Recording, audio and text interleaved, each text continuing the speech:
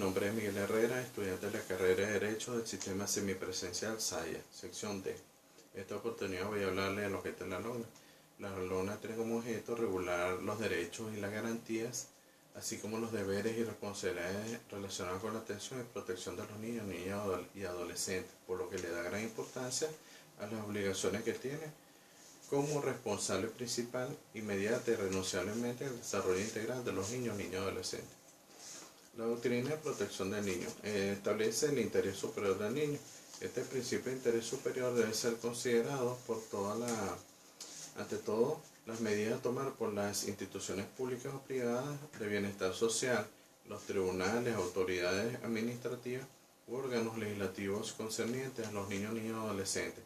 Un principio de interpretación y aplicación de la LOGNA que está dirigido a asegurar la protección integral o la niñez y la adolescencia del país, tomando en cuenta su opinión el equilibrio entre el ejercicio de sus derechos y garantías y sus deberes, su condición específica como personas en desarrollo, además del equilibrio de las exigencias del bien común, los derechos de las demás personas y los derechos de esta población. La diferencia entre niño, niña y adolescente. Es la primera vez que se establece en una ley la diferencia entre niño, niña y adolescente. El niño, niña y adolescente es toda persona con menos de 12 años de edad. El adolescente es toda persona con edades comprendidas entre los 12 y los 18 años. Estas decisiones son muy importantes porque influyen en la asignación de las responsabilidades de los niños, niñas y adolescentes de acuerdo con los límites establecidos por la propia ley. Se les considera personas con derechos y responsabilidades comprendidas en la edad y capacidad, bien sea con sus padres en el hogar, en la escuela y con la sociedad en general. La Convención Internacional sobre los Derechos del Niño y la ratificación por Venezuela. La Convención Internacional de los Derechos del Niño, en fecha 20 de noviembre de 1989, cuyo objeto principal fue transformar las necesidades en derechos. Por ejemplo, anteriormente se consideraba que la infancia tenía necesidad de educación y salud. Con la aprobación de la Convención de transformar los derechos en vez de necesidades, la LOGNA se rige por el modelo de protección integral que consiste en el reconocimiento de todos los niños, niñas y adolescentes sin discriminación alguna como sujetos de plenos derechos, cuyos sujetos se debe garantizar. La minoridad consiste en el estado de las personas que no han alcanzado la mayoría de edad, es decir, la edad que la ley confiere al ser humano a partir de la cual éste tendrá plena capacidad para la generalidad de los efectos jurídicos. La capacidad es la actitud que tiene una persona para adquirir derechos y contraer obligaciones. La capacidad jurídica o de derecho es el grado de actitud que tiene la persona para ser titular de derechos y obligaciones.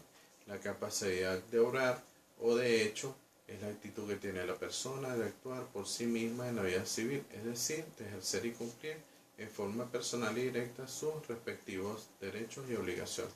La patria potestad es el conjunto de deberes y derechos del padre y de la madre en relación con los hijos e hijas que no hayan alcanzado la mayoría, que tiene por objeto el cuidado, desarrollo y educación integral de los hijos e hijas, según el artículo 347 y 348 de la LOGNA. La patria potestad, según la titularidad, está en el artículo 349, 350, 351, parágrafo primero y parágrafo segundo de la LOGNA. La guarda. La guarda es la responsabilidad de crianza que comprende el deber y el derecho compartido que el irrenunciable del padre, igual al irrenunciable del padre y de la madre, de amar, criar, formar, educar, custodiar, vigilar, mantener y asistir material y moralmente a sus hijos e hijas, así como la facultad de aplicar correctivos adecuados que no vulneren su dignidad, los derechos y garantías o desarrollos integrales según el artículo 359 de la LOGNA. La mayoridad. La mayoría de edad. La mayoría de edad es la persona que el ordenamiento jurídico establece para determinar la plena capacidad jurídica de la persona y haya adquirido una madurez intelectual y física suficiente como para tener una voluntad válida para obrar algunos actos que antes no podía por sus carencias nombradas anteriormente. La emancipación es aquella en la cual incurren los menores de edad por haber contraído matrimonio no estando bajo la patria potestad de sus padres o la tutela. La adopción es una institución jurídica que tiene por objeto crear relación de filiación entre dos personas que no son entre sí progenitor y descendiente consanguíneo, entendiéndose esto que son personas que no tienen ningún lazo de sangre. Los tipos de adopción pueden ser simple y adopción plena. La restitución de la patria potestad y la extinción de la patria potestad. La patria potestad sobre los hijos comunes corresponde al padre y a la madre durante el matrimonio y la misma se ejerce de manera conjunta fundamentalmente en interés y beneficio de los hijos. La solicitud de restitución de la patria potestad debe estar fundada en la prueba de haber cesado la causal o causales que motivaron a la privación. La extinción de la patria potestad, según el artículo 358 de la LONA, debe distinguir los siguientes casos. 1. La mayoría del hijo o de la hija. 2. La emancipación del hijo o de la hija. 3. La muerte del padre o de la madre o de ambos. 4. La reincidencia de cualquiera de las causas es de privación de la patria potestad prevista en el artículo 352 de esta ley. Y la 5. El consentimiento legal para la adopción del hijo o de la hija, excepto cuando se trate de la adopción del hijo o hija por el otro cónyuge. La tutela, su clasificación, significa defender y proteger, y esta es cabalmente una de las misiones más importantes que debe cumplir el tutor: proteger los intereses del pupilo, tanto personales como patrimoniales. La tutela de menores, tutela de entredicho por defecto intelectual, tutela de entredicho por condena penal. Esas son las clasificaciones. Sin embargo, algunos autores prefieren una clasificación bipartida, que sería la tutela de menores y la tutela de entredicho. La tutela de menores. La tutela de menores tiene como finalidad prestar a los menores la misma protección de la patria potestad y un principio de diferenciación entre la tutela de menores y la patria potestad que se encuentra su fundamento en la tutela. No cuenta con el concurso de los padres para la protección del menor. Las partes intervinientes en la tutela: el pupilo, el tutor, el protutor y el juez.